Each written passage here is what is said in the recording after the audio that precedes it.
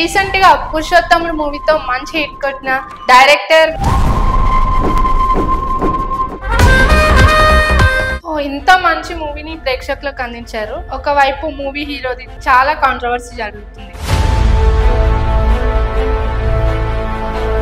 తెలుగు వాళ్ళు ఎలా ఉంటుందంటే సినిమా హీరోని అభిమానించిన తర్వాత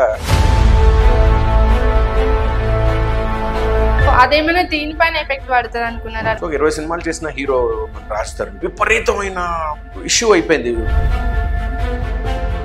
రిలీజ్ పోస్ట్ పోన్ చేసుకు అదేమైనా మైనస్ అయింది అనుకోవచ్చా?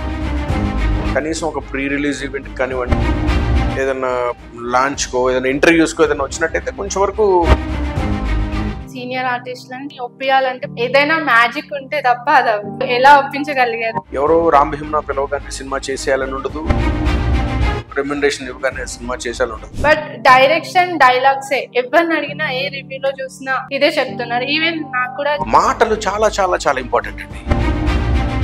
మేము ఫస్ట్ నుంచి కూడా కథనే నమ్ముకున్నాం. బట్ స్టోరీ ఒక్కటే రొటీన్ ఉంది. అరుణాచలం, మహర్షి, శ్రీమంతుడు కలిపి కొట్టేశాడు.